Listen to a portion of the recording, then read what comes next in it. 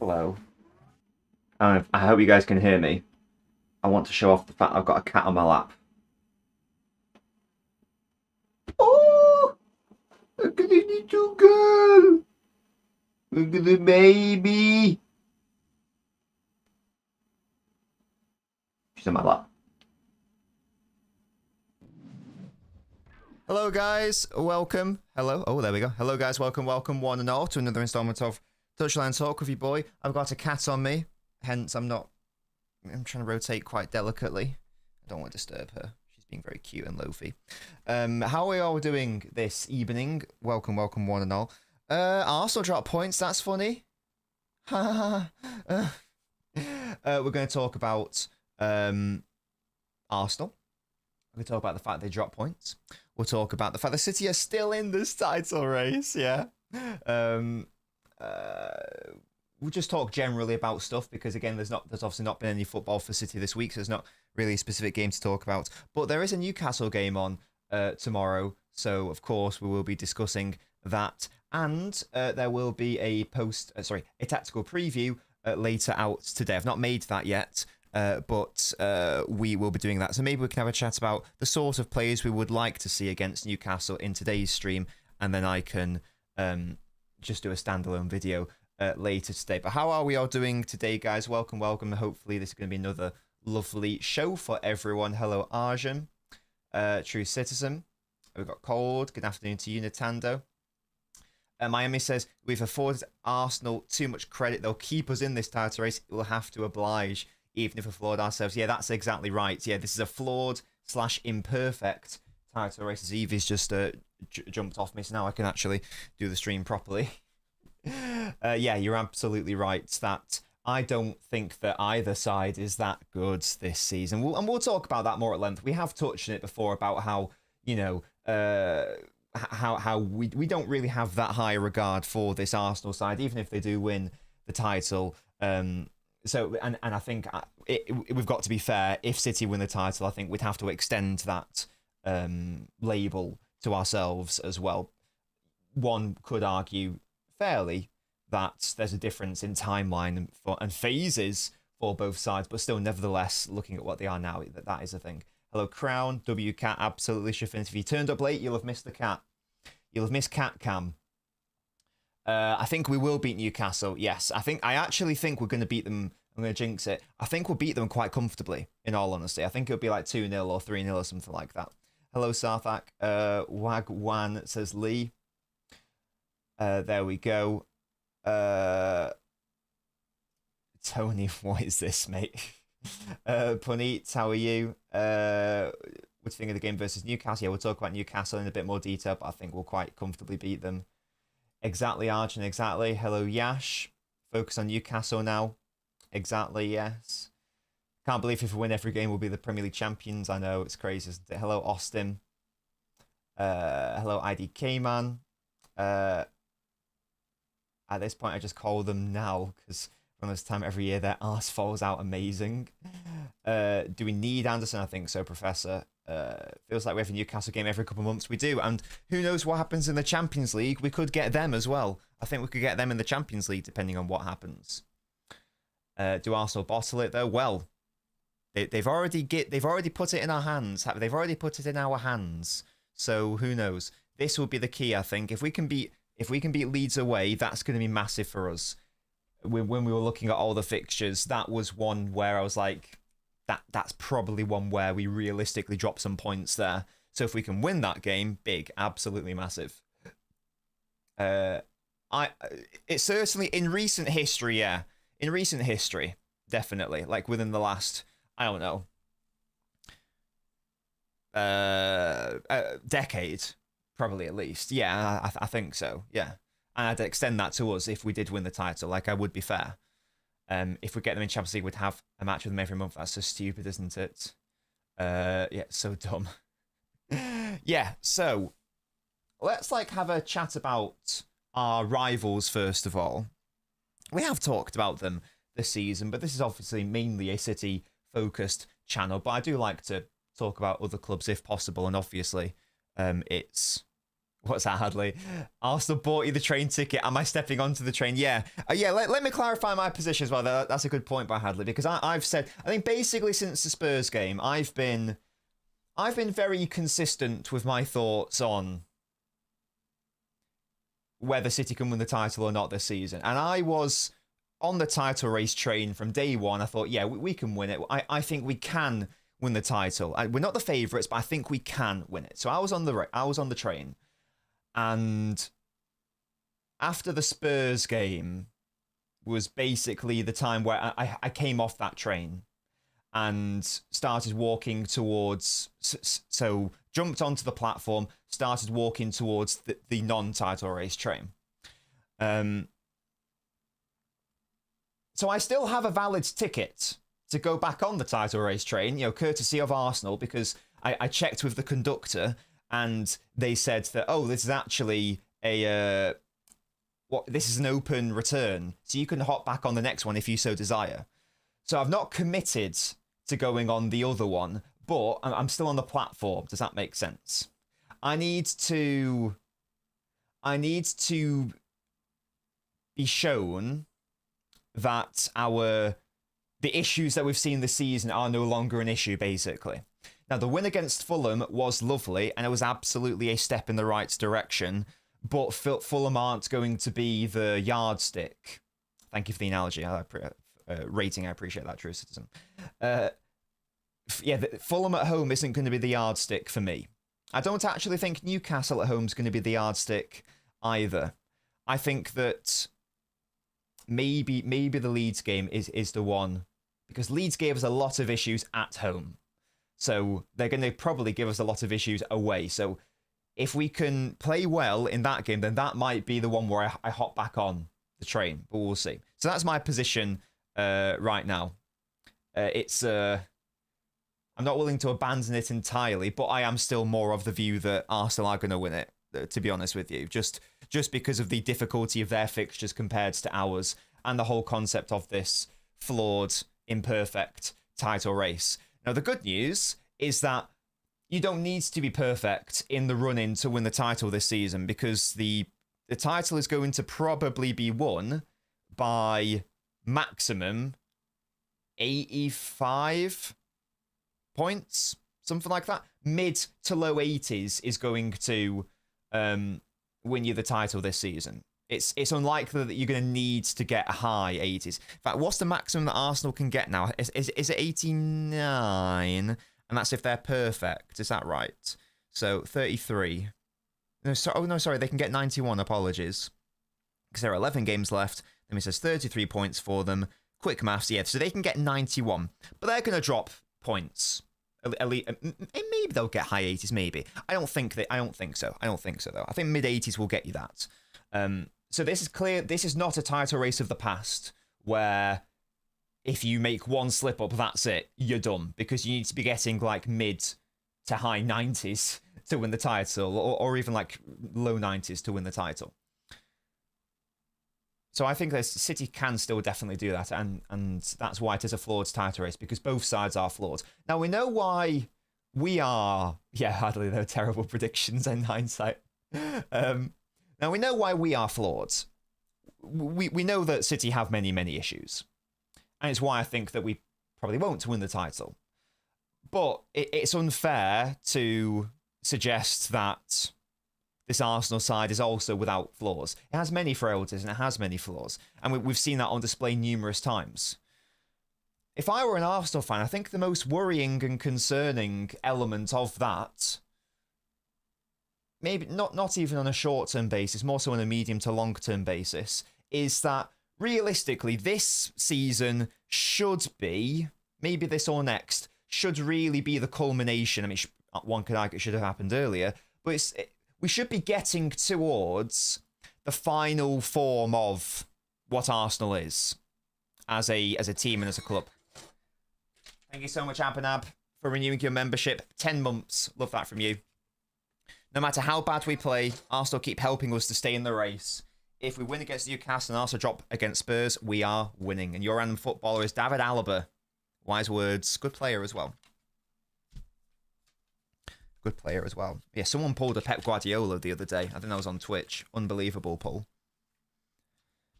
In his Barca days as well.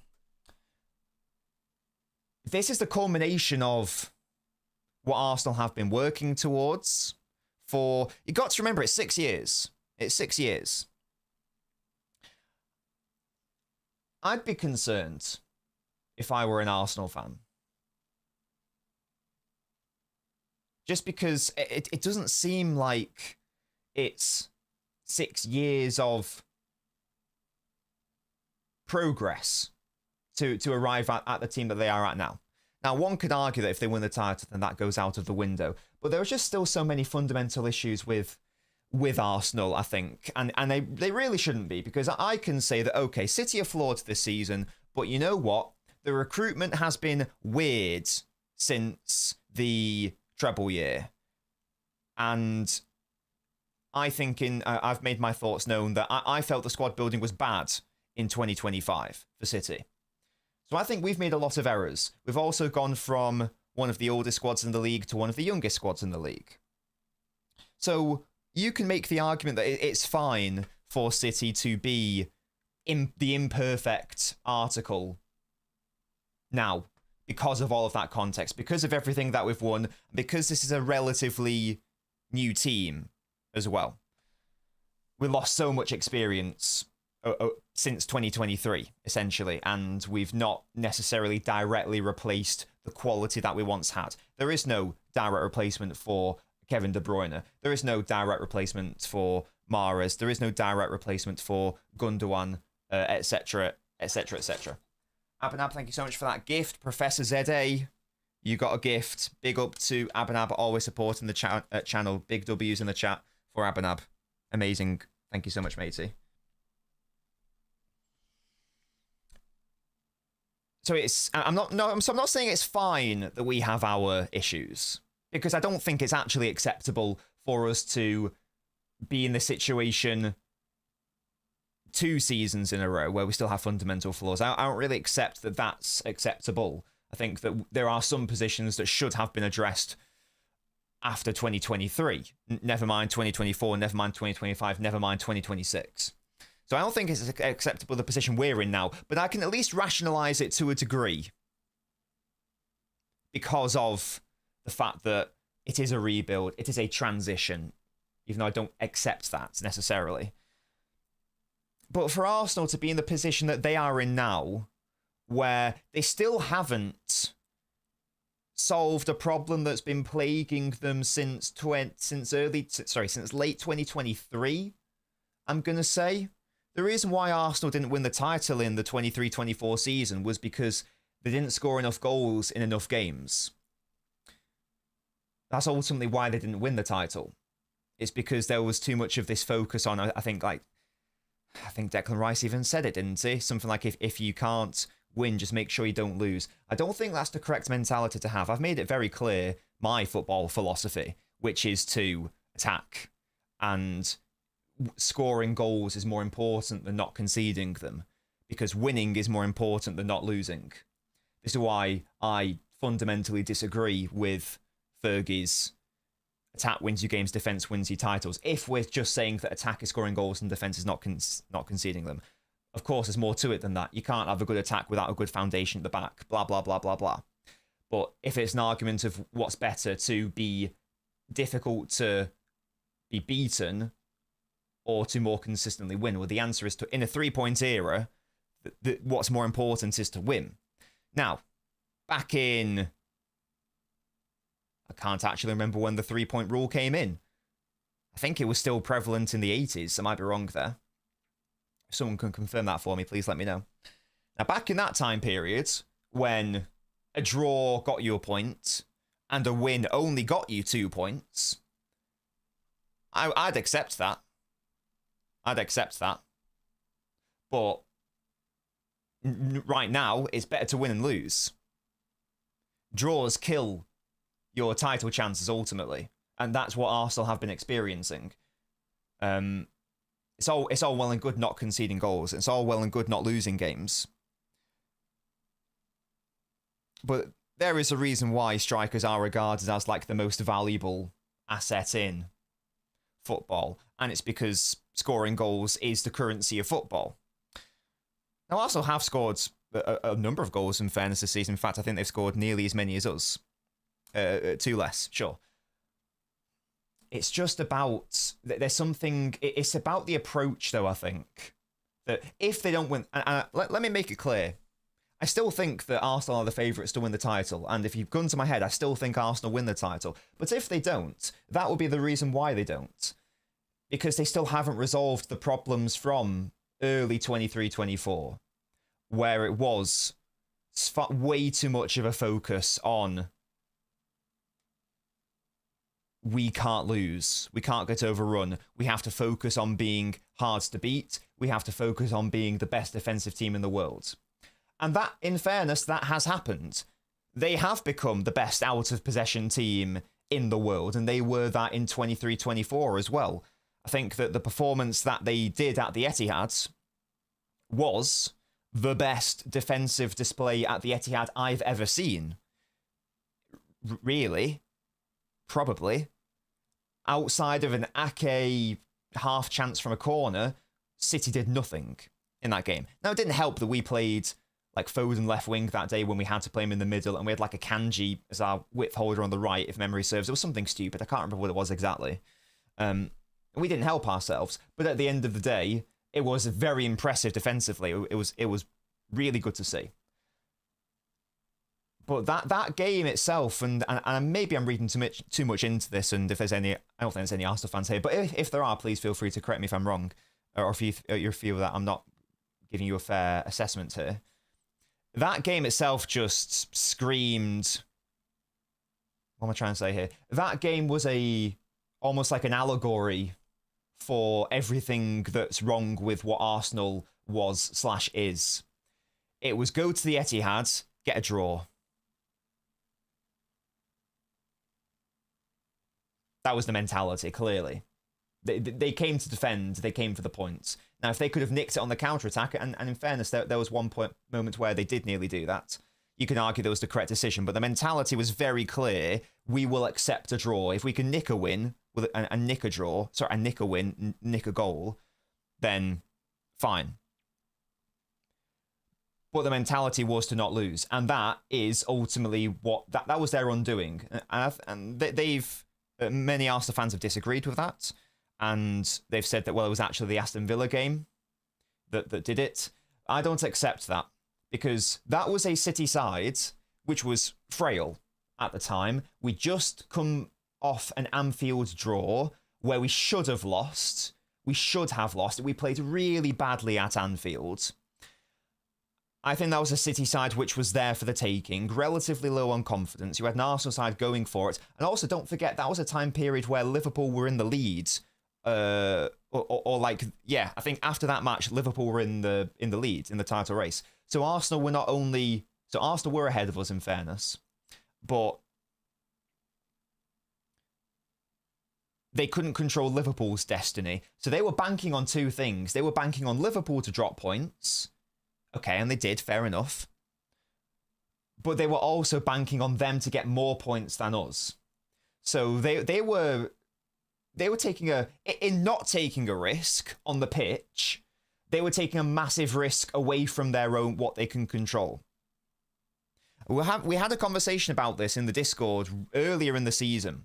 I think it was after the Liverpool game, where Liverpool won because of a free kick goal, a brilliant Szoboszlai goal at Anfield against Arsenal, and we were talking about how like there was a lot of sorry, I'm still in my monologue, Mad Hatter, sorry. I want to say stuff and then we can chat about it, I think.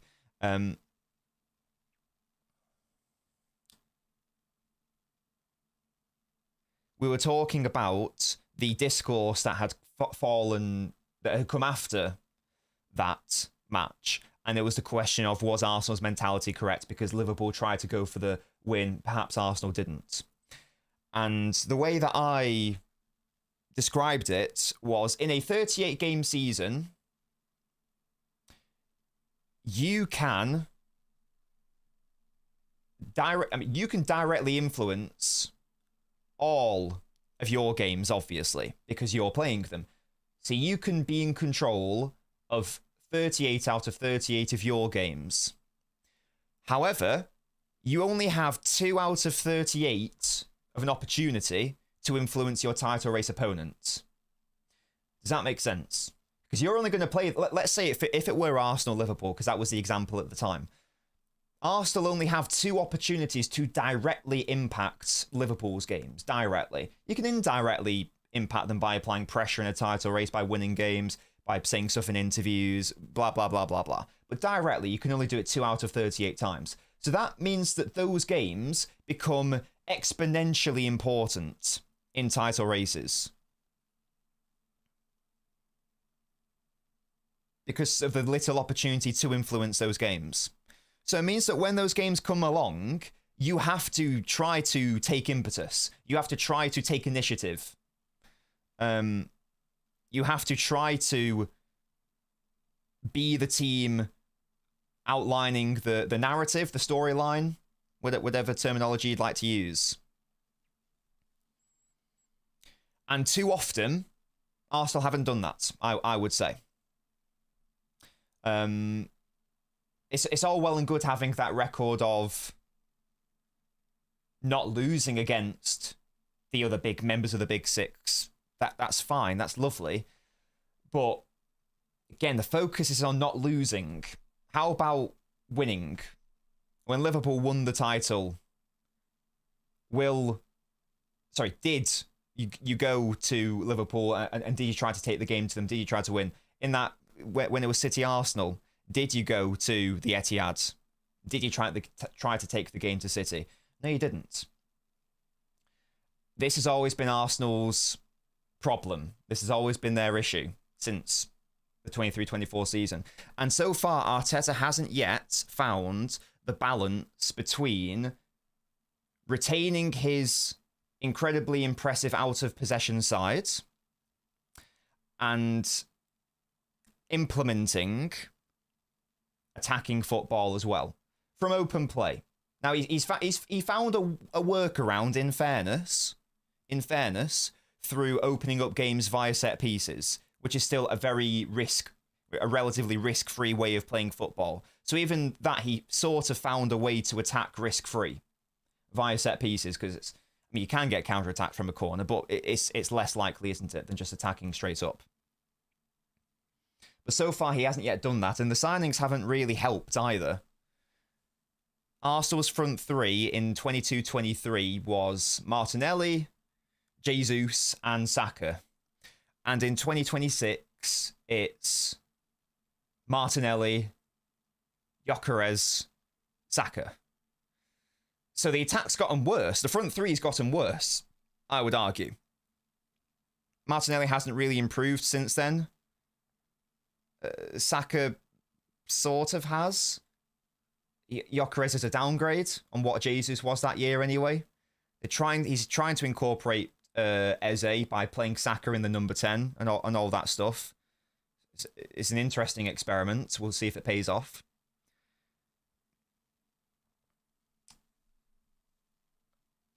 But that's a bit mad, isn't it? The culmination of however many years of offensive signings, and that's still like the front three that they're running at. I get it, the Havertz is out injured.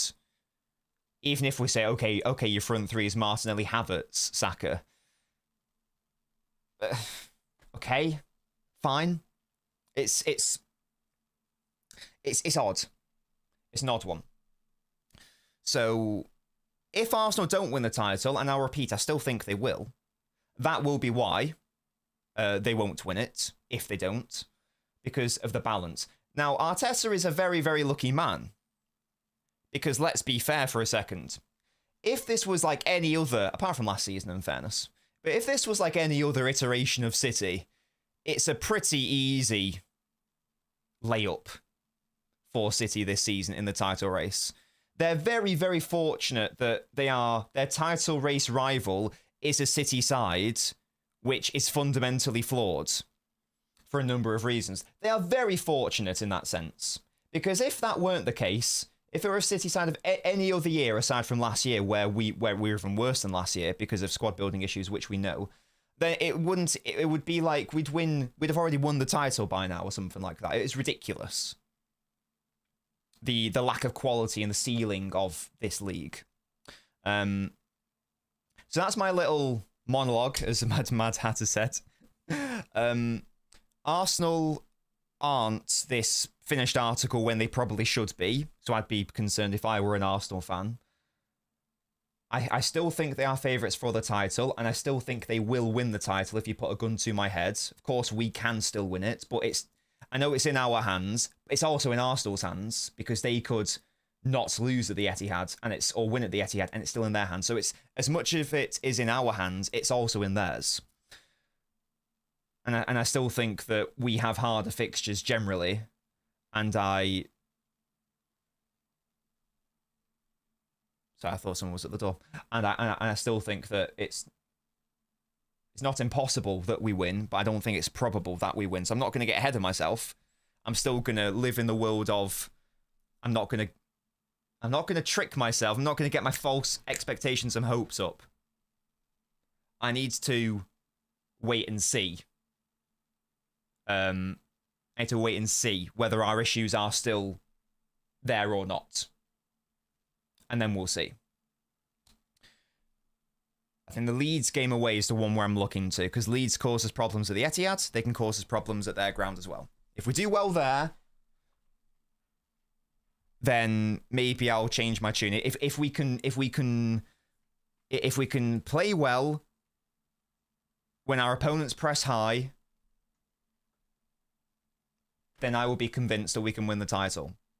But there's still a lot of tasks and challenges for City before I can go back to being fully on the title race train. I'm still on the platform right now.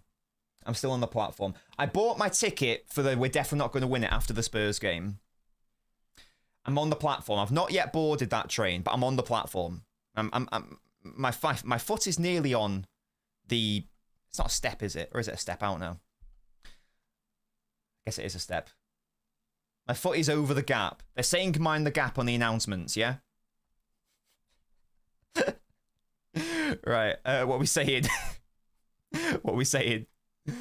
Well, we need to have we need to be in the lead first of all. Before you can bottle something, you have to have something to bottle. And right now we do not have the lead, so we therefore can't bottle the lead. So we'll see.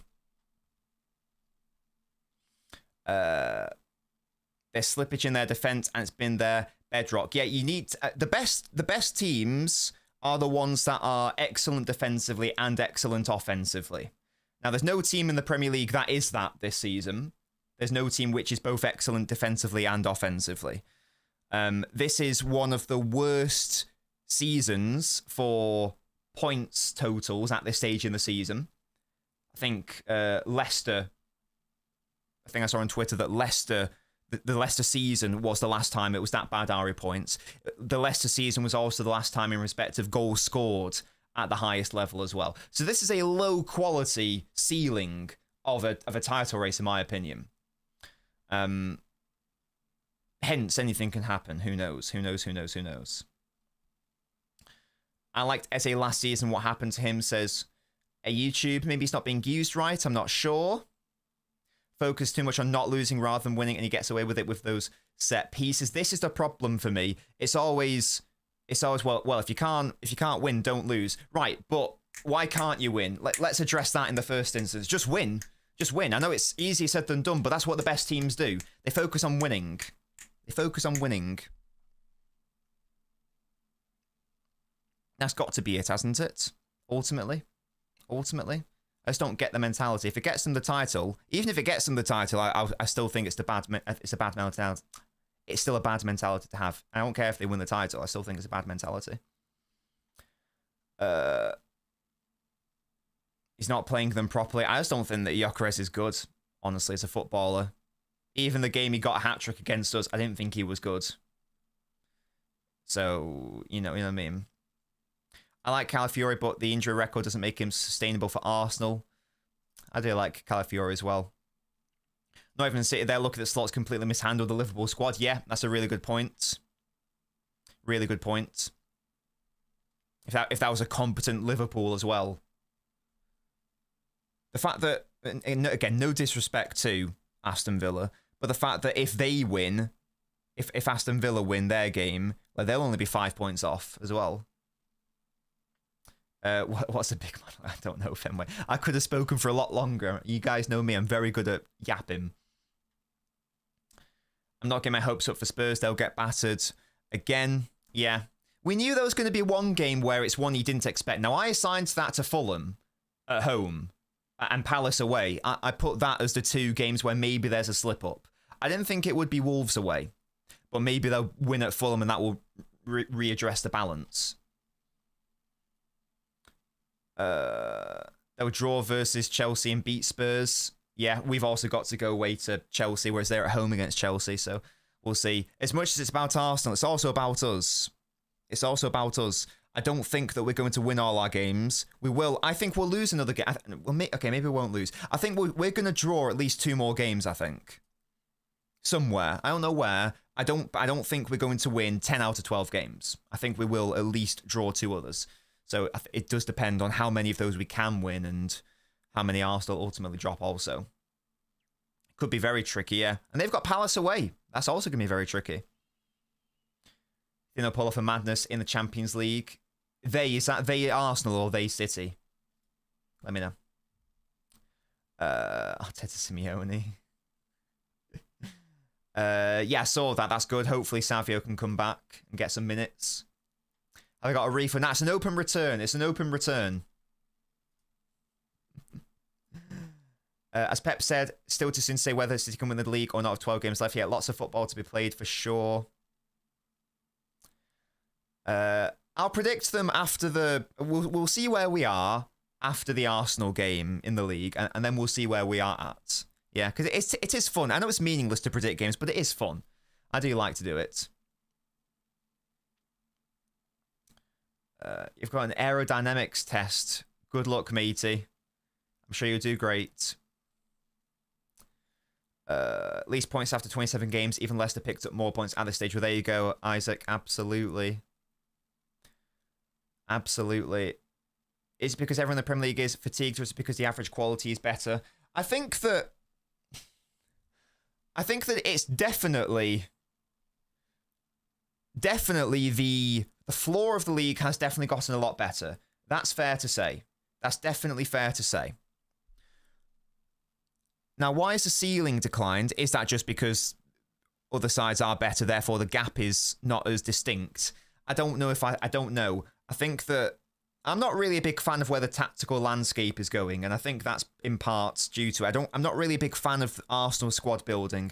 I've made my thoughts known on City squad building as well. I think that football is cyclical, and I am sort of waiting for us to get back to what we had a few years ago. So I'm nostalgia merchant Nobbins over here. 3 points, thank you, Mad Hatter, was in 81-82. Thank you very much. There we go. So from 1982, it's been more important to win a game than to not lose a game, because a draw is not as good as a win-loss. One gives you 3 points, one gives you 2. I'd rather the 3 points. I'd rather have more points than not. Simpson Poozy in that game was like... I actually felt that, apart from the one goal, I actually thought that he played well. That's the thing. I think we will win any Prem which finishes below 85 points, but if there is a competent side in the league, we will fall behind. Liverpool has no pass here following Trent's exit. That's correct. Brighton is tricky. I hope so, but they're not what they once were, unless they're playing against us.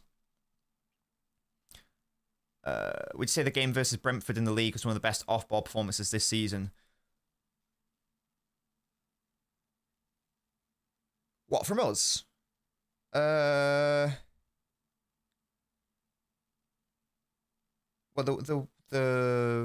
which one's that? Which one's that?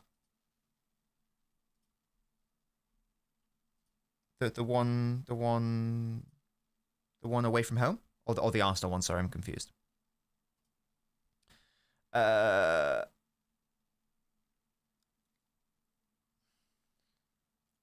think Arsenal bottle it, says Ultimate. Nice, love that from you. Doku's not back in training, so I don't think we know that yet.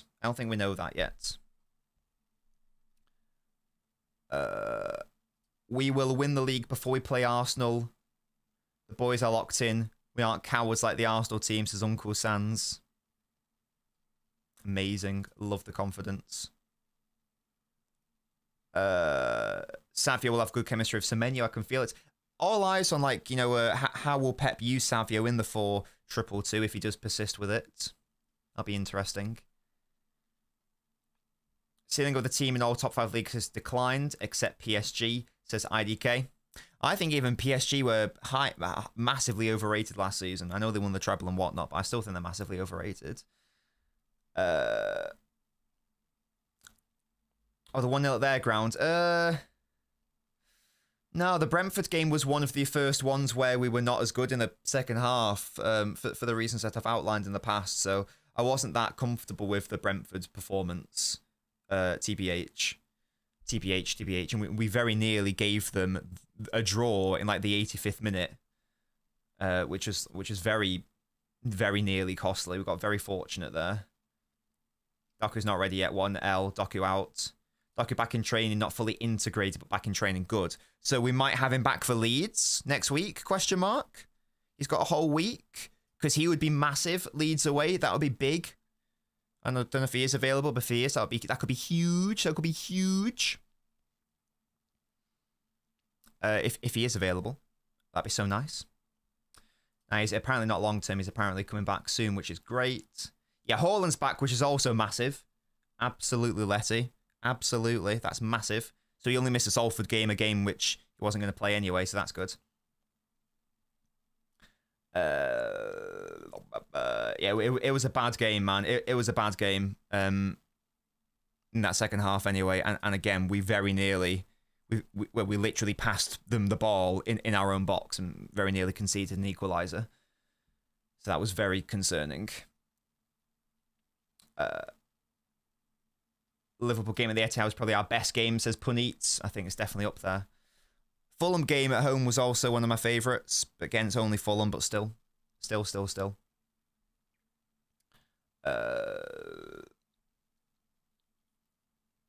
think that's probably got to be where he plays, Cams. It's probably got to be where he plays. Leeds and Forest would be huge. Yeah, I agree. Just Yoshko and Doku. Well, Kova as well, I think, is also still out, isn't he? Yeah, but Yoshko's unfortunately not. He's not featuring this season by the sounds of it.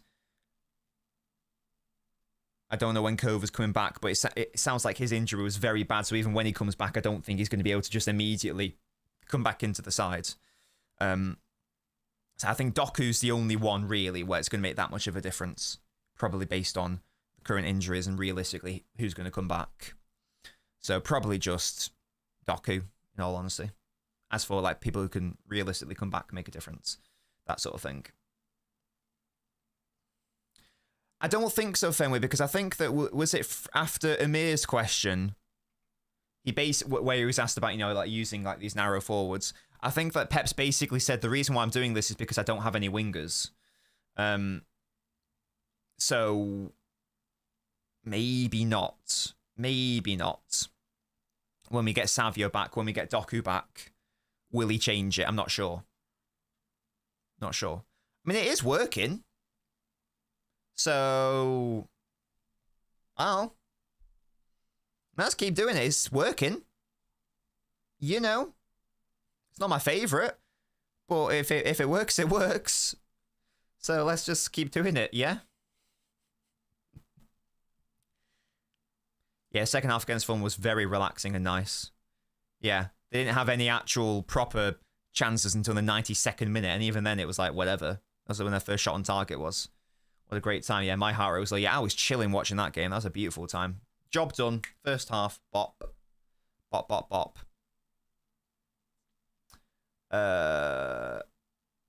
Real Madrid at Bernabeu just because we beat Madrid at home. Yeah, but even that was a horrible game. I don't expect Savio to be on the bench on the weekend, much less see him on the pitch. I expect him to play for the Leeds game. Yeah, that's reasonable. We've got to be careful. He's been out for a long time.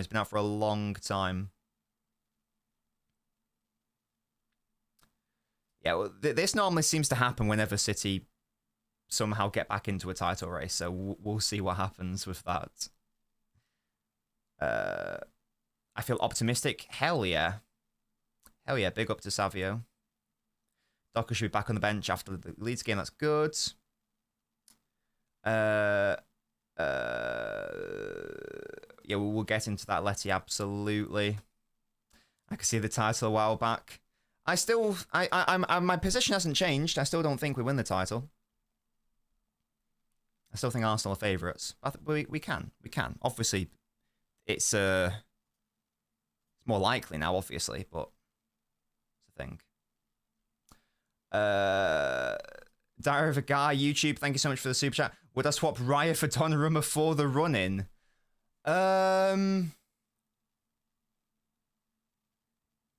Does that mean that Arsenal get Donnarumma? Is that what that means?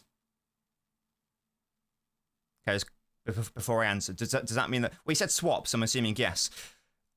I'll tell you, the answer is no, because it's nothing to do with Raya. I was thinking about this. It's actually not much to do with Raya. It's more to do with how I think Arsenal are probably better suited to have Donnarumma and deal with his issues than us. Because if Arsenal have to punt it up, then they have the players able to deal with his deficiencies. So when Donnarumma punts it up against for Arsenal, what have they got in the midfield? They've got Zubimendi, they've got Rice. What have they got as their forwards? They've got Saka, they've got Gyökeres, they've got monstrous defenders as well, who are fantastic in the air. So they can deal with it a lot easier. And they could probably make that work quite easily if they worked on it strongly enough. Because they have amazing second ball winners and they have amazing duel winners.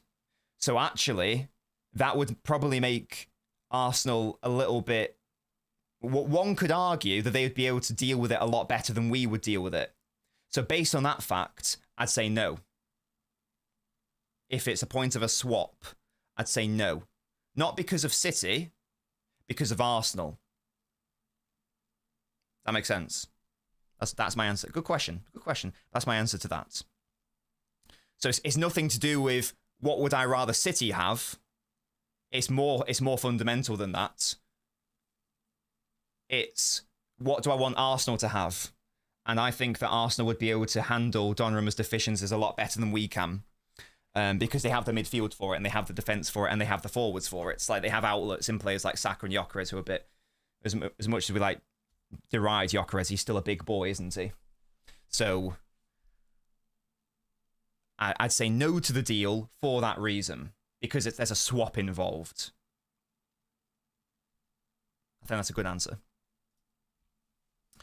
I think he absolutely could. Why not? Absolutely, why not? Thank you very much, Mad Hatter. My mum watched the interview, and she said, I mean, she is my mum. She's like, "Oh yeah, I thought it was really good. I thought you were better. It's like, yeah, thanks, mother. You're a bit biased though, aren't you?" So, oh no, he just like your setup was like. I was like, yeah. To be fair, he just come after a press conference, and he was on the laptop and AirPods. Don't have a go at him. He gave up his time, Mother Nobbins. It's outrageous. Jackie, thank you so much for subscribing to the channel, matey. Sam has said he would be up for coming on again, by the way. What did he say?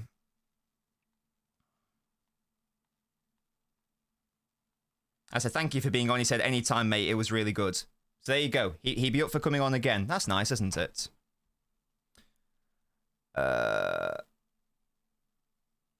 Yeah. Will my opinion change if Arsenal drop points against Spurs?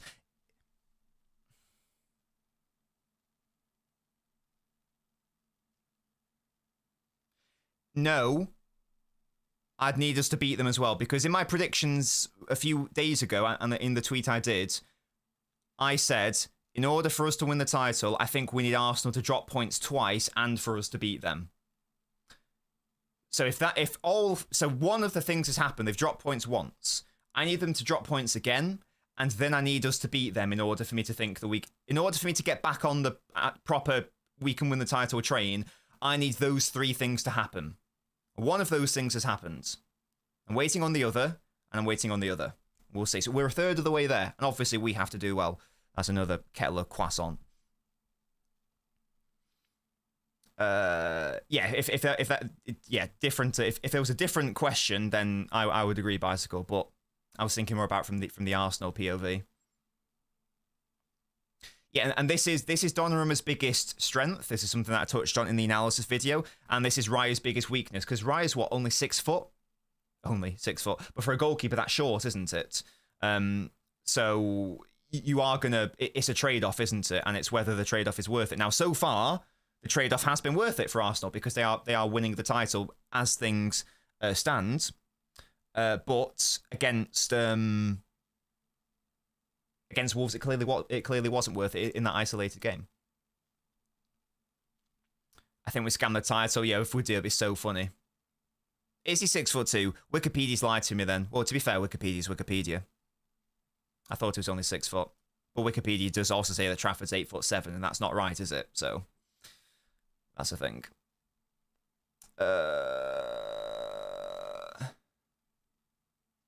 He's 5'11", yeah. A great what if would be if Trafford were our number 1, then what would be the gap between him and Raya? I reckon it'd be pretty close. I think if Trafford had been our number 1 starting the season, I think that he would. I think that he would be either the best or the second best goalkeeper in the league this season. That would be my prediction. And yeah, that's hypothetical. But if someone were asking my what if and my honest take, then that would be that'd be my thoughts. Yeah, exactly. Bicycle, love that. W laptop and AirPods combo, hell yeah. When I'm eating Shame on Saw next week, mate. Next week, don't you worry about that. That'll be Patreon exclusive, yeah. Oh God. Yeah, the confidence isn't there yet. I need the confidence. I need to see it. Sometimes seeing is believing, and I need to see this. Nah, he's not actually 6'6". That's wrong. I think Trafford's probably more like 6'3" or 6'4". So he's still a good goalkeeper size, but he's not a monster like Courtois or Donnarumma, who are monstrously tall players. Like Donnarumma's taller than Haaland, isn't he? So he's a tall boy. That's why his biggest strength is defending his top corners. It's quite easy for him to do because he's so tall. Yeah, Raya for a goalkeeper is quite short. Tip says, still not convinced we can do it. We've been too inconsistent yet. Yeah, that is concerning, Cams, in all honesty. That does need to get better. Donna Juan Garcia. I think Garcia's been the best goalkeeper in the world this season, probably. I've not watched every single Barcelona game, obviously, but from what I have seen, I think that he probably has been the best goalkeeper in the world, to be fair. He's been absolutely insane. Yeah, I think it'll be universally agreed that in like a year or two, he will be regarded, especially when like Courtois starts to fall off, because Courtois is not old, but he's not young at the same time for a goalkeeper. I think he's 32. How old's Courtois? How old is Courtois? He's going to be 34 this year. So he's obviously, you'd assume that he's reached his peak and that from now on it's just going to be downhill. Whereas Juan Garcia is like 10 years his junior. So especially when Courtois starts to go more so on the decline, because Courtois is the best goalkeeper in the world right now. When he goes on the decline, I think that it'll be a basically universally agreed take that Garcia will be the best in the world. He's just so insane.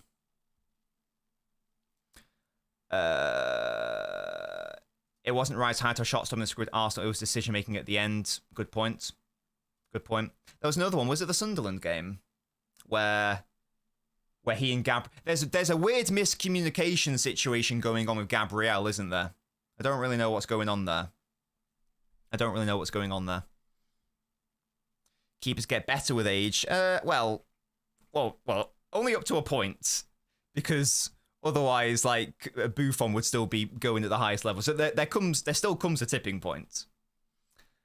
Goalkeepers do have a later prime, obviously, than outfield players, but there still obviously is a peak that exists even with goalkeepers. Please do a shirtless stream. Hello? I don't think you guys want to see that. We'll do an IRL live stream at the gym with LB, yeah? Where he'll put way too much weight on the barbell for me, thinking that I can lift it. I'll be like, I can't do it! Uncle, help! He's tall and thick. Yeah, he is thick. There are so many C's there.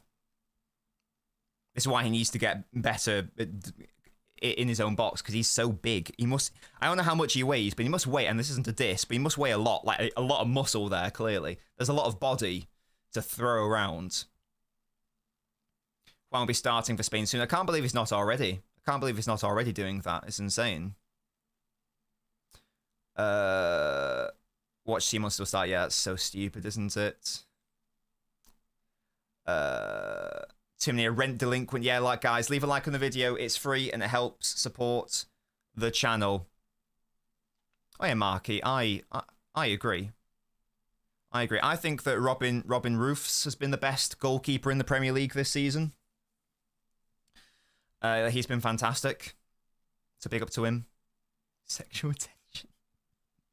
That's what it is. That's all it is, isn't it, Post? It's just this is why I made my longest analysis video on him. Or was it Shirky, my longest one? No, I think it was Donnarumma. That's why.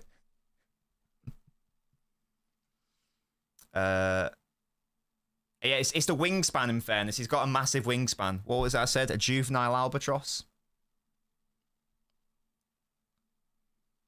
He has been, yeah. Roof or roofs, however you say it. I think he's been like the perfect balance of really good on the ball, but also like an amazing shot stopper also for Sunderland's team as well. If he's able to continue like that, he'll get a move to a much bigger, better club soon, no doubt about it. Yeah, probably. I think that's probably right, Spartacus, yeah. In hindsight, he would have been my #1 pick, but he'd already gone to Barca by that time. So I was still looking at Chevalier, Costa, and I suppose latterly Trafford. Testegen he was decent, yeah. Gabriel at fault, yeah. It's a miscommunication, isn't it? Miscommunication. Bernardo's a good bunny. Chill, mate, chill. He retired he retired very old, but again, like, he was like playing in Serie B, wasn't he? So he was spent at that point. What about Costa? Yeah, I mean, he's doing very well for Porto this season, it must be said. Again, he's always doing well, is Costa, in fairness to him. I do like... I think I was overly harsh on Costa. I think I do like him a bit more than I gave him credit for.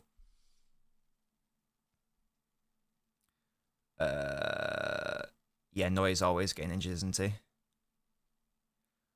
Yeah, he's been very impressive. As I say, I think he's been the best goalkeeper in the league. I think he's been amazing. Excuse me.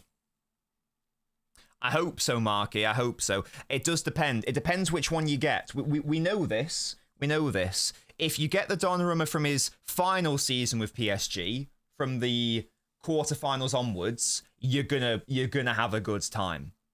If you get the Donnarumma from his first 3 seasons in the Champions League, you're not going to have a good time. So it does depend which one. So this is why I'm cautious right now, because so far the evidence tells us that a quarter of the time is great and 3/4 of the time it isn't. That's not good maths. But I'm willing to hope that was just because he was earlier in his career, and hopefully we'll see it this season. Hopefully we'll see it. I mean, the Madrid game did not fill me with confidence, but hopefully we'll see. See, I've not seen enough Trafford, Isaac. I've not seen enough Trafford yet. The sample size isn't big enough for me to make a proper assessment on that. I do think that if he started the season, and was the main goalkeeper, then I think an argument could be made that he would either be the best or the second best based on performances this season. I think so. When's this coming out? Yeah, great question. I have been working on it this week. I have been working on my script. So it is in the works. Maybe next week. Maybe next week it'll come out. Hopefully. We will see. We will see. Thank you for being patient. It's just been very, very mental behind the scenes. I've also started a new series and all that stuff. So that series doesn't take that long, in fairness, off the ball. Yeah, big up to Costa. I do like Costa, even though I don't like Porto. FC Porto, fraudulent club. Yeah, fraudulent club. Big up Boavista. Boavista.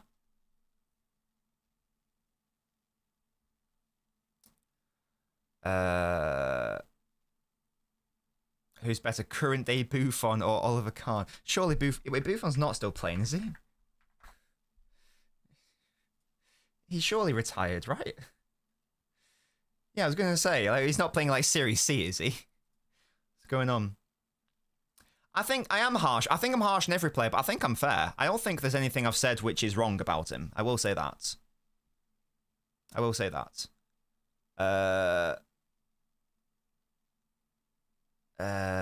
That's Edison yesterday. I saw that Edison and Ortega were sharing the pitch, which is quite funny.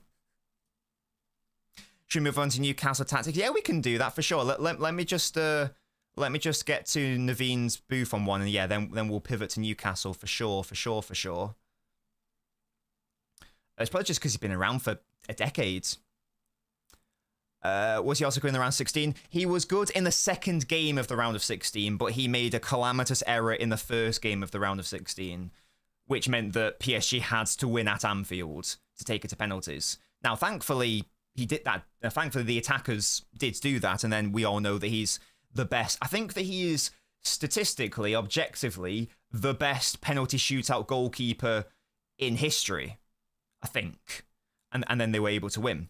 But yeah, the first game of the round 16, he did make a boo-boo in the last minute against Harvey Elliott, which was pretty bad.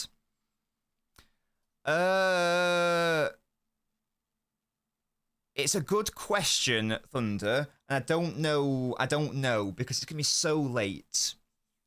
So I might want to do it Sunday morning. I don't know, though. We'll see. We'll see, though, mate. We'll see.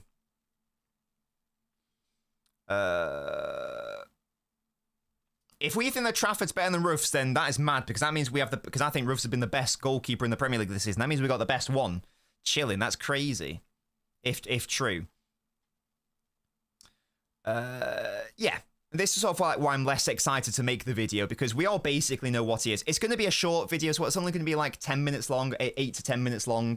It's not going to be like a really in-depth one, because I feel like we already know what he is as a player, because we've been watching him for years in the Premier League.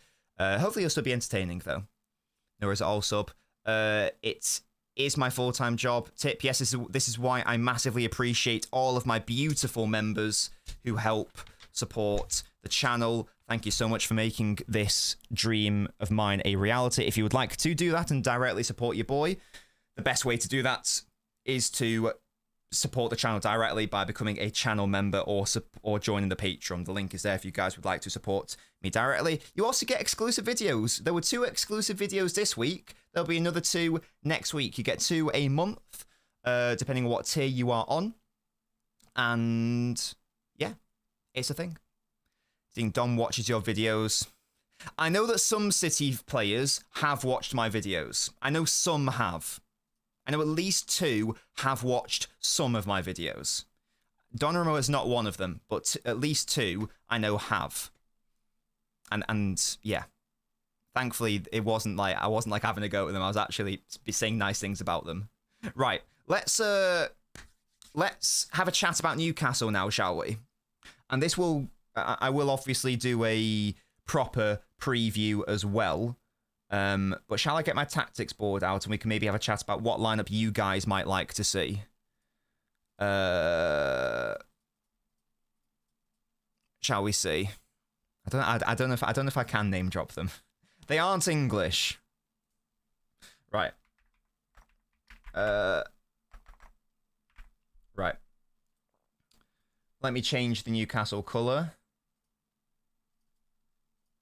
There we go. Right, I'm not going to put Newcastle's players in because I can't be arsed. But we can certainly do this. I don't even know what this team was that I've got on my screen. Is this what I predicted against Fulham? Maybe, I don't know.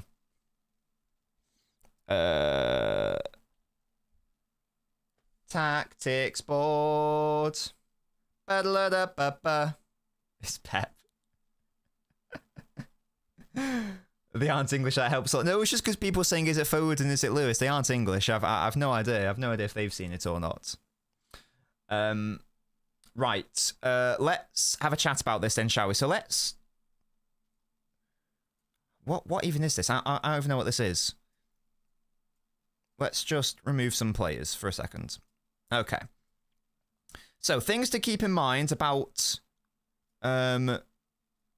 Newcastle. The good news, everyone. Good news, everyone. Newcastle, well, not good news on a human level, but good news on a football level. Bruno Guimaraes is injured. So he's not going to be able to feature. Big. Livramento is also injured. Big. Big, big, big. This means a couple of things.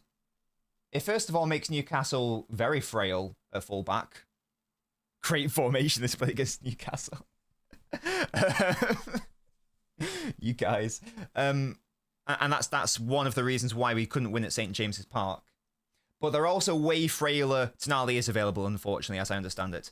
But it also means they're going to be way frailer in the middle, which is another reason why we struggled at St. James's Park. Now, we absolutely trounced them at the Etihad, and also at St. James's Park, in fairness. 5-1 on aggregate in the end. The game at the Etihad was a slaughter. Now, Newcastle were dog shit that day. Wait, is Gillinton out? Wait, can someone confirm that? I didn't realise Gillinton was also out. If so, that's even more massive for us. Good news, though, chaps, even though they played a back five when they came to the Etihad in the Cup, good news, chaps. The problems the Newcastle have had since the start of the season are still here. They are still prevalent. This is a good thing, because it means that City can still exploit them like we did in the Cup game. Gillinton is just a doubt, but he was back for the Champions League game. Okay, that is a shame. Gillinton's good. He's back. Okay.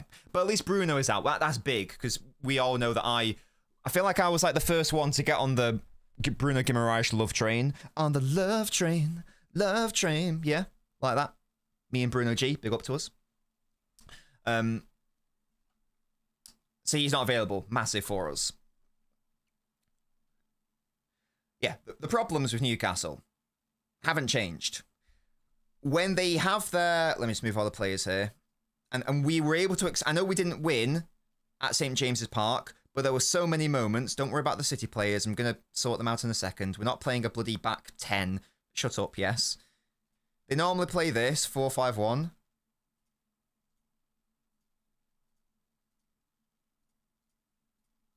Right? They have a very passive press when they're in a settled shape. This normally happens. Bop. Gaps. Big gaps in between the lines of pressure.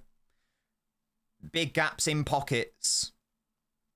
Pockets, players required. Small space operators required. Diaz in the pockets. You fucking guys. Yeah, we'll do an Arteta. We'll push up our centre back into the right half space. Yeah, and it will be a beautiful time. No, so that's an area that we need to do. That's an area that we need to exploit and attack. That's the love train. That's the love train, Fenway. It's doing a choo-choo. Choo-choo. Like that. So, what does that mean for us? Let's assume for a moment that we're going to stick with the 4-2-2. Just for a second. I think the defense is a bit easier to predict. So let's have a look at... Let's just get rid of the attackers and midfielders for a second. And start from the back. Because I don't think that that's too... maybe a bit controversial. But let's have a chat about that. Gahey's obviously going to play. Obviously. I think that it's going to be Diaz or Kusanov.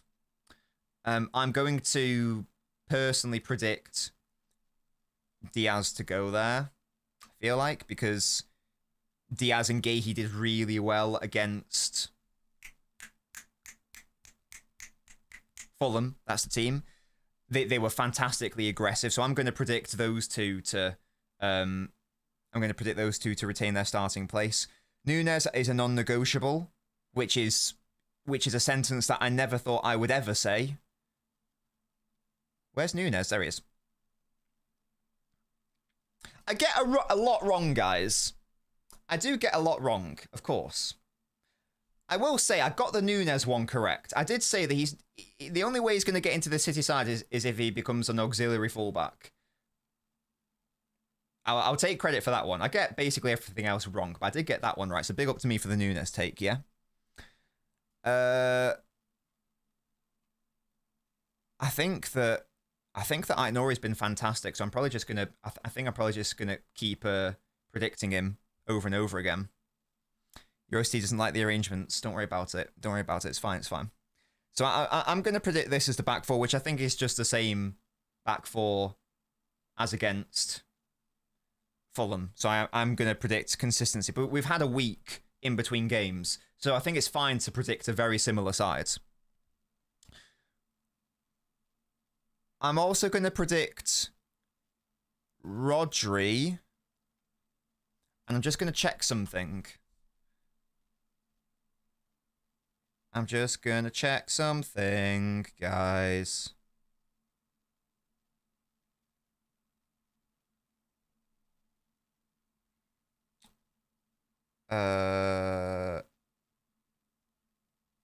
Interesting. Wait, what?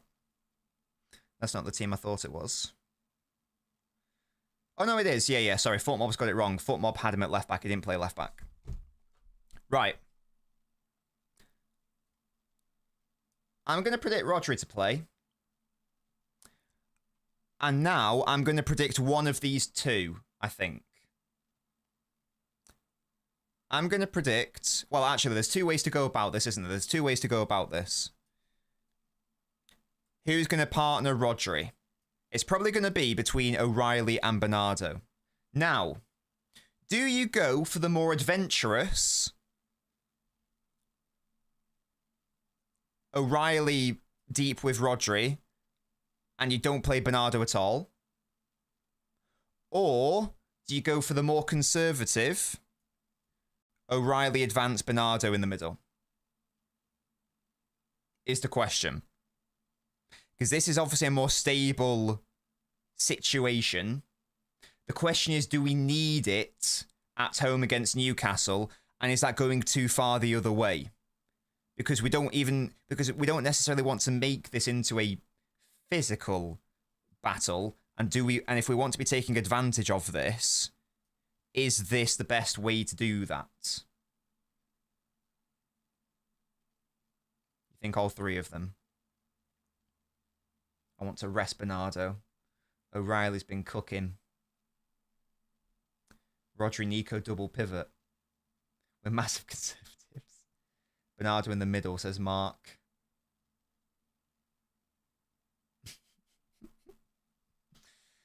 No, O'Reilly and Ori seem to have a good thing going covering that side of the pitch. Yes, we do. Okay, right. Interesting. That's fine. We'll go with that then. That means, therefore, I think that we can play one of... I really want Reinders to play. Because he was amazing at exploiting these gaps in the cup game at the Etihad. He was the best player on the pitch. I really want Reinders to play. Ideally, I would have us have the same. Honestly, I would rather have the same team that we did in the League Cup game. Spartacus. I would probably actually like to see a more adventurous team with Reinders and Foden as our 210s and O'Reilly and Rodri deeper. I think you need at least... I wouldn't start Shirky for this game either, by the way. I wouldn't start Shirky, personally. I think it's more important to get one of Reinders or Foden into these areas. Haaland's obviously going to play up front. And I'm going to predict Semenyo to also play. Wait, when Semenyo plays as a striker, does Haaland play on the right or left? I think he plays on the... I can't remember. Where does he go? Can anyone remember? I've forgotten. I'm having a brain fart. Where does Semenyo go? Is it right or left? I can't remember. I don't know. It doesn't matter. Anyway, I'll have a think. Right, you think? Yeah, it might be. Oh, Haaland, right? Okay. I'm getting conflicting information here. I don't know. Anyway, it doesn't matter. Now, I will say, I don't think this is... This is the most, like, secure team. Absolutely. I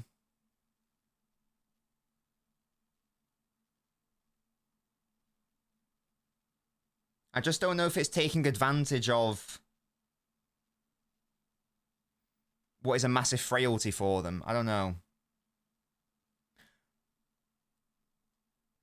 I'd probably prefer it to be that. Like Foden and Reinders maybe interchanging. That would be my preference. But I get it. It's a Premier League game. Do you want to err on caution? Do you just go for it and play a really more solid team? But yeah, like this just seems like tailor-made for what Foden is. A player to occupy the pockets and be that guy to receive in space. Just seems to be that guy, I don't know. So I'd like to do that. This would be my idealistic team. Oh yeah, Etihad Marmoush. That's a good point, actually. He does always score against Newcastle. It's a good point. I think Marmoush normally goes to the left in that case, doesn't he?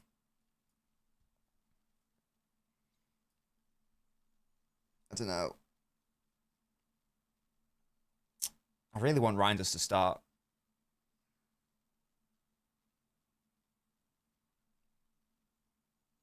His movement's really good. And he's really suited to this 4-2-2 as well. Like, he's just really suited to it. Bernardo's got crazy momentum. Do you do that? And just, like, not play Foden? You only play one of Foden or Reinders then? Do you pick Reinders? I don't want to drop Reinders. I really want to play him. But I guess you could. You could play, like, Foden there. You could play Shirky here. If you wanted. For this game, I probably prefer Foden or Reinders than Shirky. I don't think there's a wrong answer. There's a lot of left footers here. I don't know. I think it's a coin toss. I think it's a coin toss, to be honest with you. I don't think there's a wrong answer. I think it depends what you want. Do you want to be a bit more adventurous and try to take the game to them and try to overwhelm them? Or do you want to play it a bit more cautiously? And you guys know me. I'm not a cautious guy. So I'd rather we do what we did in the cup. Who played up front that day? Was it Semenyo or Marmoush? It was Semenyo that day. No, Semenyo Marmoush that day, sorry. Oh. But Haaland's able to start, isn't he? So Haaland will play. Yeah, because Foden had a good game that day. Reinders had a good game that day. And Marmoush had a great game that day. Semenyo was decent as well. O'Reilly was good. Yeah, low-key, I sort of just want to replicate the cup game. I know that they won't set up the same, whatever, but well, they were playing a back five that day, weren't they? The gaps were insane. But the gaps are always insane with Newcastle, regardless of how you cut it. I think I'm going to err on the side of fun, and I'm going to predict like something like that, which was basically the exact same as the it was Rodri instead of Nico that day. In fairness, Nico instead of Rodri. Sorry. There won't be as much space, but there will still be space. This has existed in basically every single game. If we have the ball, it's a good point, Spartacus. Yeah, Haaland does have to play, because he is Haaland at the end of the day. It's a tricky one. It's a tricky one. But the last game we played against, was it Fulham in the league? Was a very good game. It was a very good game off ball. Very good game. What was it that day? I'm just having a look at the lineup. That was, we had Haaland, we had Semenyo. What was it? Was it Foden? Was it Foden O'Reilly?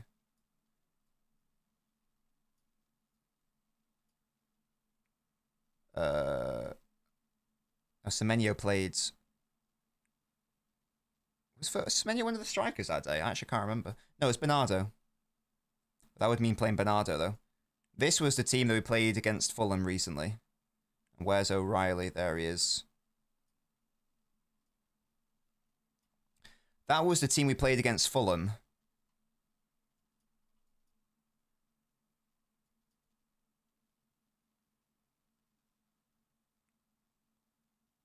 There's no Reinders, though.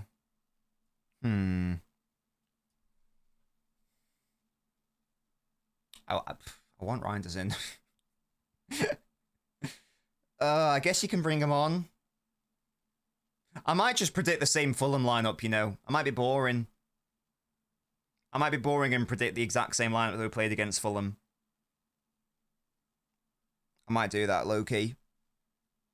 That's playing it safe, isn't it? That's playing it safe, because it was a very good result that day, and we had lots of good performances. Foden played well, Haaland played well, Semenyo played well, O'Reilly played well, Bernardo played well, Rodri played well. Yeah. I might be boring for the preview, guys, and do that. We need to be boring, good point. Oh, it's a tricky one. It's a tricky one. But you want Nico could start as well, yeah. It's a tricky one. I don't know. I don't know. I'm very confident that we win. I'm very confident that we'll win. I think Shirky will start. He could absolutely. You'd have to tweak. You couldn't play against Fulham how he played if you had Shirky in the team. That's all. You'd have to tweak it because Shirky couldn't do what Foden was doing or what Bernardo or Semenyo were doing. So we would have to tweak it a bit. I'm just looking at that Fulham game. It was one of my favourite. I think it probably is our best off-ball performance all season. And I sort of want to replicate that. So, I don't know, man. I'm contradicting myself and going back and forth. I don't know. I'll have a think. I'll watch more Newcastle before the preview and I'll try to reach a decision as to what I think should happen and what I think will happen. You get me. So that is a thing. You got a 2-0 dub. Yeah, I'm predicting a win. I'll go 2-0. I'll go 2-0. I'll go along with that. I think it'll be a relatively easy win. Off ball, Semenyo and Shirky, we need to swap. Yes.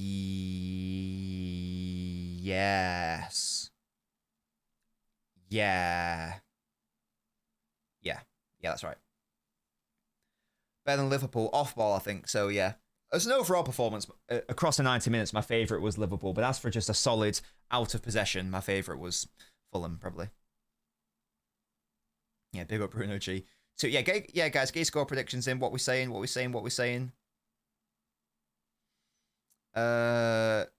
2-1, 2-1, 4-0, 2-0, or 3-1. What's your World Cup dark horse? I don't even know, man. England! 2-0 or 3-1?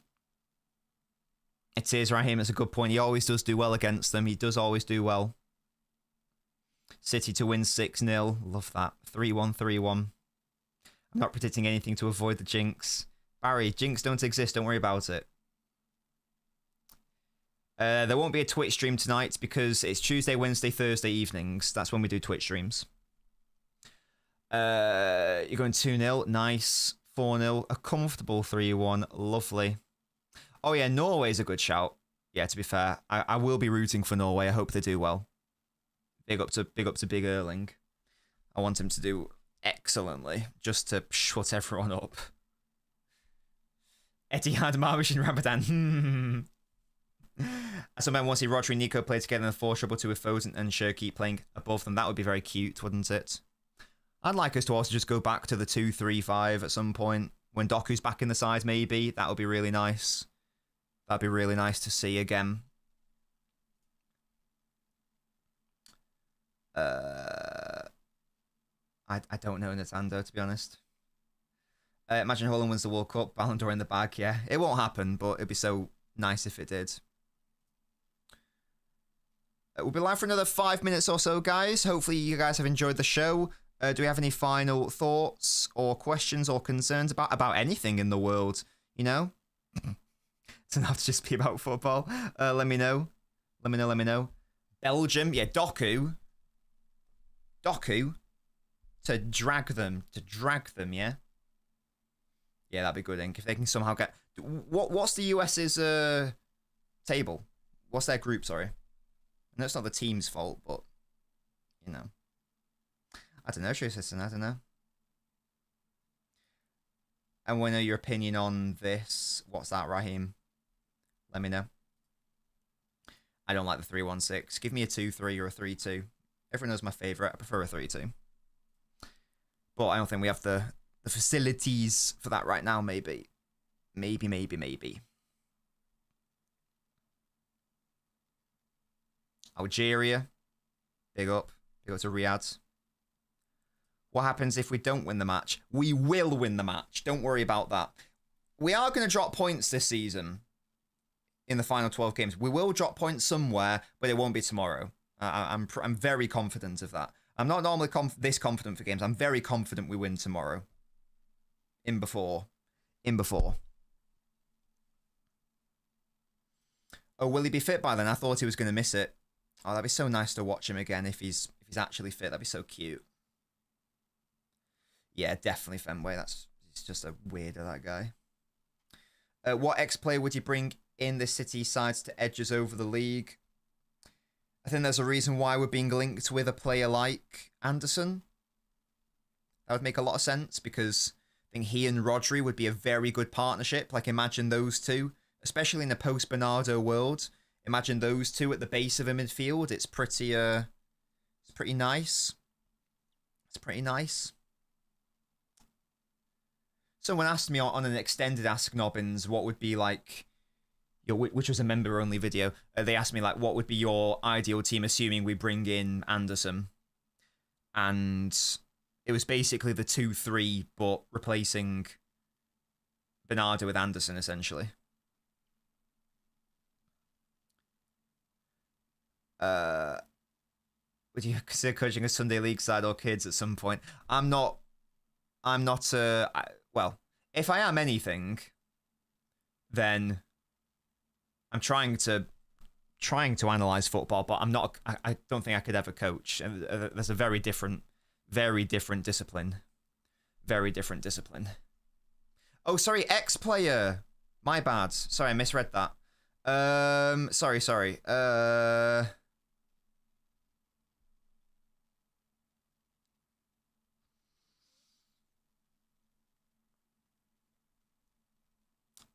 Can they be a current player, but in their prime?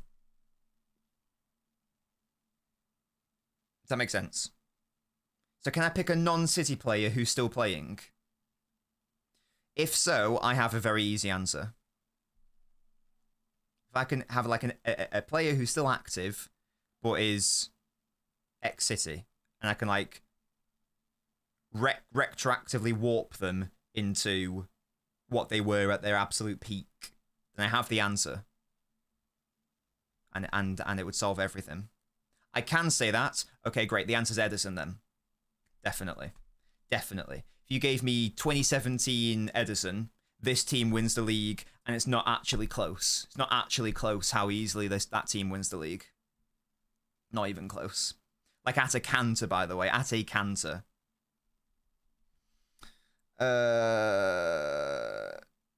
You're confidently saying City would drop points this season just to jinx it. Shush.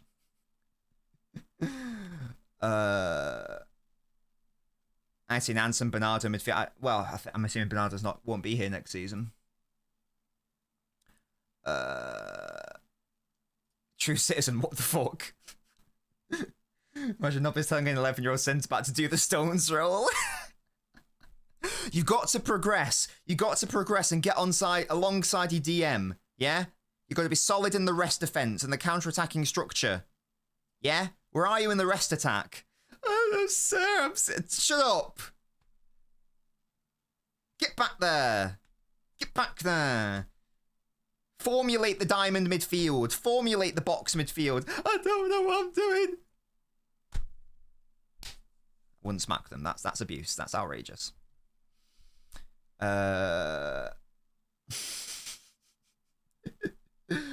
James Milner, brilliant. What do you think Nico G's role would be if we get Anderson? I'd assume that they would like be rotating with one another. I'd assume that generally speaking, Nico would play. Guys, pissing it down here. I'm assuming that Nico would play instead of Rodri whenever Rodri needed a rest, and I'm assuming that Nico would play instead of Anderson when Anderson needs a rest. So you'd have if you're having like a midfield three, let's say, just for argument's sake, maybe you'd have like an out-and-out defensive midfielder, a more all-round 6'8" hybrid type of player, i.e. a Nico or an Anderson, so you pick one of those two, and then as your other option, you pick someone who is more of an offensive-minded central player, so you'd think one of Foden or Reinders, for example. I would like to see the midfield, if we were going to play a midfield three, I would like to see it being like Rodri, Anderson, Foden. I think that would be the ceiling of a midfield for us personally. Yeah, Prime Walker, that's also a very good shout. That's also a good shout. I just think that if you have like a Prime Ederson, then nearly every single problem that we have this season goes away. Basically, because they're all part of the causal web. It's a domino effect. 9-year-old goalkeeper isn't good enough in build-up. Yeah, I show him clips of Prime Ederson. This. I need this. You see that run? You see that run? This. I don't know what I'm doing. I'm just here on summer camp. Not good enough. You're barred. You're barred. You're holding bench. Get out of here. I'm sending you out on loan.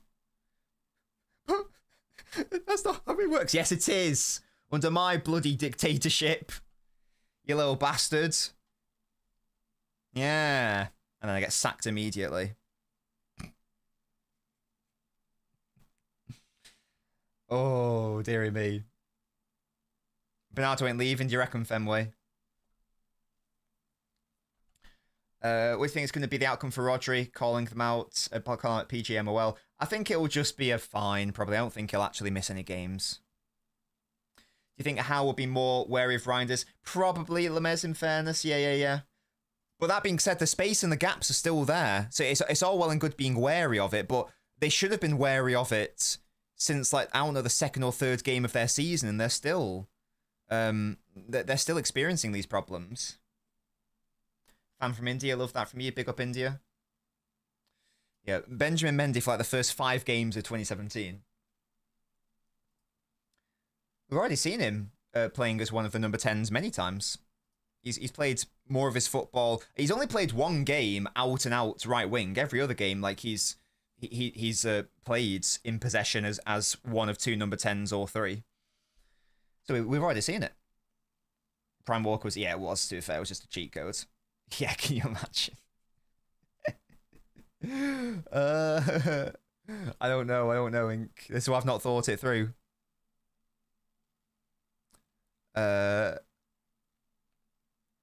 Crazy. If you had the chance to snatch any one Arsenal player, who would it be apart from... Oh, I was going to say Declan Rice. Fuck's sake. Yeah, because the answer is easily Rice. Who would you pick, then? Probably Timber. Yeah. Yeah, I'd probably pick Timber because of how like versatile he is and how much of a utility player he is.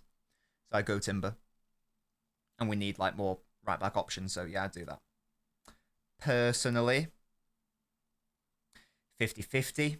He's always flirting, isn't he, Bernard? He's always flirting. I guess it's just a question of because he's younger than you think, isn't he? Because he's what, 31? Is he? So he'll be 32 in August. So it's not even like you can give him like a 1 year. You would probably want more time. Can we justify that? I don't know. I don't know. It's tricky. North London derby prediction: Arsenal 2-0. I think he could do. I think he could. Yeah, why not? I don't think he could do it as well as Doku, but I think he could. I think he could.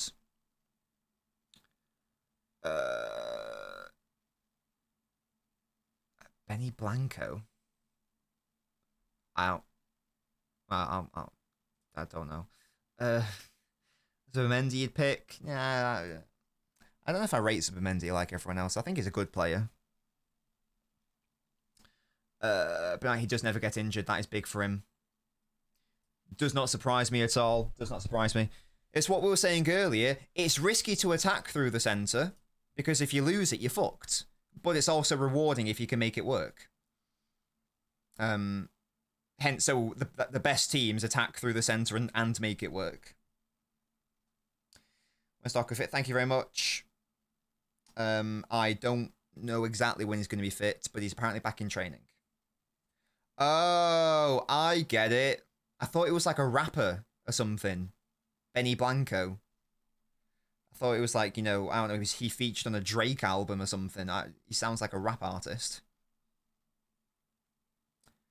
Prime Yaya would be amazing. Yeah, well, Prime Yaya in any team improves it. TBH. What a boy. I do love Yaya. There was some, I did a short, and it was, you know, someone asked on the, old, can I rap with a capital C? I can. What the fuck? Are you sure about that? What was I saying? Yeah, someone asked on like an Ask Nobbins, like, what would be your all-time City 11? And but I'm not a rapper. And there's some controversy. And Yaya doesn't get into my team, personally. He's a legend of the club, obviously. But I think there are 4, maybe even 5 midfielders I play ahead of him. In respect of legendary status, unfortunately. So as much as like, if it's a question of like prime, then yeah, Yaya obviously. But if it's a question of just like overall legendary status, Yaya doesn't get in over David Silva for me. Doesn't get in over Kevin De Bruyne. Doesn't get in over Fernandinho. Doesn't get in over Gundogan. Doesn't get in over Bernardo Silva. Doesn't get in over Rodri, actually. So for me, there's 6 midfielders that I would play ahead of him in respect of like legendary status. Yeah. Is it wild though? Like, okay, surely everyone can agree he's not getting in over David Silva, and he can't get in over Kevin De Bruyne. Those are like absolute definites. There's no way he gets in over either of them. Ballon d'Or winner Rodri? I don't think so. Fernandinho, the best defensive midfielder in Premier League history before before Rodri, sorry. Bernardo Silva, who has been here since time immemorial and is still giving his all in 2026 and still putting in fantastic performances. Gundogan, our treble-winning captain, who the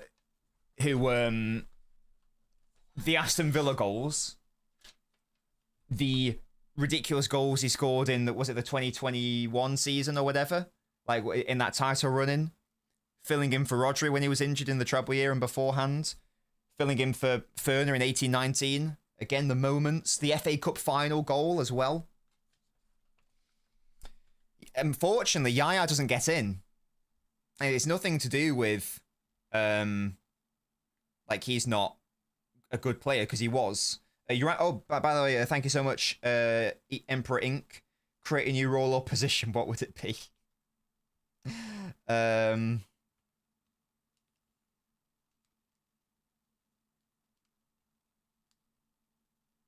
I'd like sort of like a Joker card. So what? Only one time in the season, and only for. Only this off the top of my head. Only for 15 minutes or something. Maybe 10, I don't know. Maybe a whole half of football. You're allowed to play your Joker, and you get an extra player on the pitch. You can bring on anyone you want. You can do it if you go a man down. You can do it if you've got 11 players on the pitch. You can have 12v11. Your opponent can respond with their Joker if they want. You can save it, but if you don't use it, you lose it. You're only allowed one a season. So that would be what I would do if I had to invent a new role or position. And your random footballer was Unai Emery. Big up to you. What was I saying? Oh yeah, Yaya. Of course, big up to him. And he was massively involved. If we're just talking about legendary status for a moment, then of course he scored the winning goal in the FA Cup final. He scored a really important goal in the League Cup final. He scored 2 very important goals in 11-12 against Newcastle, which is very good generally. He was our best player in 13-14. Brilliant. Just too inconsistent though at times. Too inconsistent at times. I still remember the FA Cup final against Wigan, and he was the worst player on the pitch. It was staggering. Against Real Madrid in the Champions League semi-final, and he was one of the worst players on the pitch. It was amazing. The fall off after 2015 was pretty staggering, and then the whole weirdness of his exit, where he was basically accusing Guardiola of being a racist, is also a little bit weird. So that's why I can't have him ahead of David Silva or Kevin or Rodri or Ferner or Gundo or Bernardo, to be honest with you. Yeah. Which is a shame, because wonderful player, of course. But inconsistencies didn't help. And let's be real, the competition hasn't helped either. Like Zabaleta doesn't get into my all-time City 11 because Kyle Walker exists. Joe Hart doesn't get in because Ederson exists. How many amazing centre-backs have we had? Yeah, Laporte, Gvardiol, Richard Dunn, Distan, Lescott, Demichelis. I wouldn't have John Stones in my team, which is crazy as well. But if you have Stones, that means you don't have Diaz, which is crazy. So lots of players have to miss out by definition. If you're playing one striker, well, okay, that means Haaland misses out. So there's no right or wrong answer there because of how many amazing players. Yeah, Colin Bell. That's a very good point. I'd have Colin Bell before I'd have Yaya. To be honest with you, that's another player. So it's a thing. It's a thing. Big up to Yoshko. He will be a legend. Don't you worry, mate. Don't you worry. But no, he's not there yet. He will be, though, I think. So my team is Ederson, Walker, Company, Diaz, Kolarov. And it depends what you're doing. If he's saying you're only allowed 4 defenders, you're allowed 3 midfielders, you're allowed 3 forwards, like a team of the year situation, which is basically what I was basing the answer on.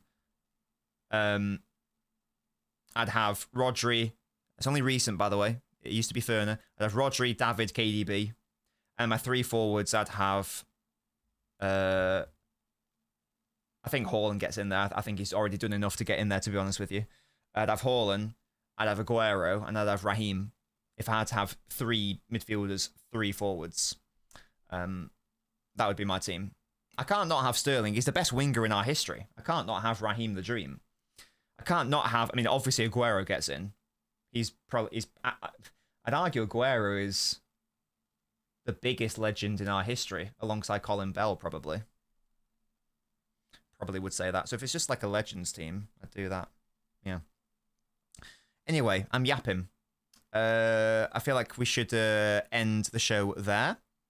Thank you so much for joining me today. Hope you enjoyed it. Mahrez, nah, not over Raheem. No chance. No chance. No. No. Sterling was a lot better than Mahrez. No. No, I can't accept that. Tevez, chill, Nintendo, chill. chill. Oh yes, easily Sterling over Mahrez. It's not even close, actually. It's not even close. Mike Summerby before Mahrez. Mahrez isn't even top 2 wingers as in like City legend status. No chance. No.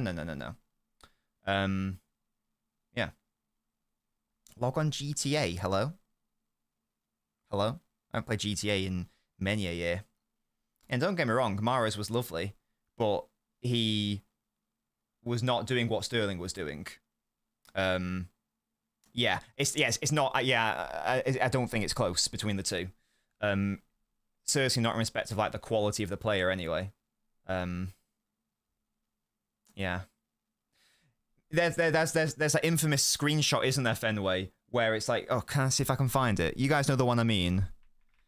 Sterling numbers. Let's see if I can find it. Was it like in 18 or 19 or something? Is there a screenshot somewhere? Oh, there it is. I found it. Let's see if I can show you guys. There it is. Goal involvements in 2019. I know it's not just about goals, but bloody hell, guys. Football, bloody hell. I think it's that button I need to press.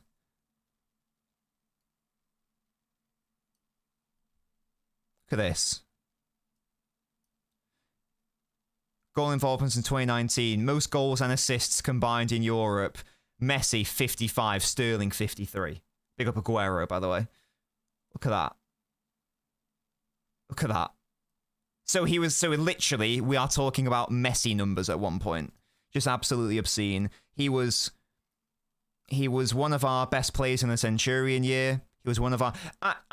he was our best player in the 18-19 year, I'm going to say. He actually was our best player because it was between him and Van Dijk for player of the year, wasn't it? So I think he probably was our best player that year. 1920, people only talk about the Lyon miss, and yeah, he should have done a lot better there. The whole team should have done a lot better there.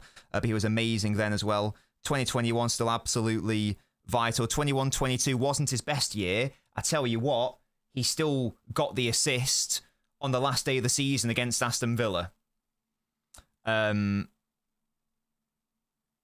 So even in a season where it wasn't his best work, he was still vital to the comeback. Like, it was his cross for Gundogan's header which started the comeback. I don't ever let us forget about that. We can't ever forget about that. Like, some boy. And but for Aguero being slightly offsides, he's the one who leads that comeback against Spurs in the Champions League as well. So he was massively unfortunate about that. So yeah, there's no doubt for me that Sterling is the best winger in our history. By a very, very, very, very comfortable margin as well. Yeah, Sterling. I love Sterling. Absolute boy. I know that people didn't like the way he left. I get that. But I just can't I can't ignore what he did from us from like at least 2017 through to 2022. I'm gonna say. So it's at least like 5 years of being it's like 3 or 4 years of being amazing. And it's exactly that. Yeah, exactly. I think he scored a brace. It would have been the hat trick as well. Yeah. Yeah, so 17-18, unbelievable. 18-19, unbelievable. 19-20, unbelievable. 2021, good to great, some flaws. 21-22, probably the worst year of the lot, but still good and still very important to us winning the title that season. So, yeah, he's ridiculous, just a ridiculous footballer. Ridiculous. Love him. Love him. It's a shame what's happened to him, but he was like a Michael Owen sort of. He burned bright, but he burned quick. Thank you so much for joining. Hope you enjoyed. I'm going to actually go now, and I will be releasing a tactical preview later today. We're going to be watching The Incredible Hulk tonight. How exciting. We've started the MCU, so Mrs. Nobbins and I are having a chilled date night tonight because we can't have a date night tomorrow night because of the Newcastle game. So watching Hulk, we're going to make smash burgers. It's going to be elite, and I hope you guys have a beautiful evening, whatever it is you decide to get up to. There will be an Off the Ball at least released tomorrow after the game. I can't promise there will be a post-mortem because it's going to be very, very late and Mrs. Nobbins might want to go to sleep. So I can't promise there'll be a post-mortem directly after the game. If there isn't, there'll be one in the morning instead. Big up to everyone. Big up to your mothers. I'll catch you guys next time.